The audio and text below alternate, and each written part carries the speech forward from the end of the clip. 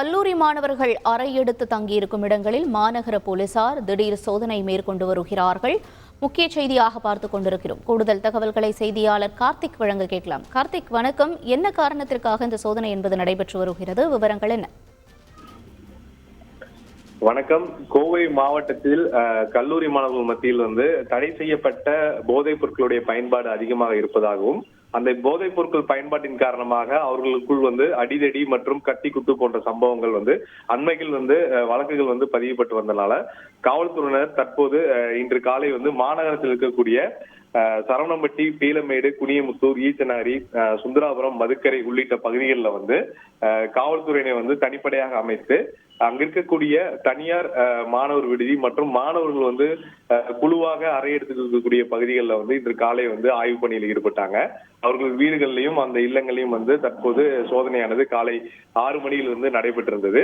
இதற்காக காவல்துறையினர் 60க்கும் மேற்பட்டோர் நியமிக்கப்பட்டு இந்த தனிப்படையானது அனைத்து இந்த மாணவர்கள் தங்கியிருக்கக்கூடிய வீடுகள்ல அவர்கள் வைத்திருக்கக்கூடிய பேக் அப்புறம் பொருட்கள் போன்றவை போலீசார் ஆய்வு செய்துள்ளார்கள். மேலும் இவர்கள் எந்த விதமான போதைப் பொருட்கள் பயன்படுத்துகிறார்கள், எங்கு வாங்குகிறார்கள் என்ற கோணத்தின் இந்த விசாரணைக்காக இந்த ஆய்வானது நடத்தப்பட்டிருப்பதாக காவல்துறை தரப்புல தெரிவிச்சிருக்காங்க. குறிப்பாக மாணவர்கள் மத்தியில் போதை பழக்கத்தை தடை செய்ய வேண்டும், படிக்கும் காலத்தில் அவர்கள் தவறான பாதையில் சென்றுவிடக் கூடாது என்ற ஒரு காரணத்தால் காவல்துறை சார்பில் இது போன்ற முன்னெச்சரிக்கை நடவடிக்கை எடுத்து வருவதாக காவல்துறை உயரதிகாரிகள் தெரிவிச்சிருக்காங்க. தொடர்ந்து இன்று மாநகர் பகுதியில் இந்த சோதனையானது நடைபெற்று வருகிறது.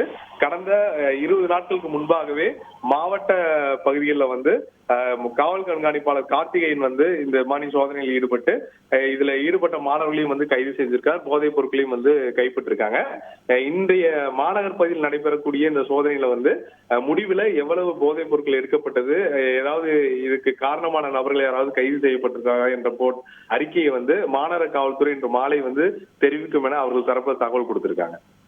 தகவல்களுக்கு நன்றி கார்த்திக். செய்திகளை உடனுக்குடன் தெரிந்து கொள்ள உடனே சப்ஸ்கிரைப் பண்ணுங்க.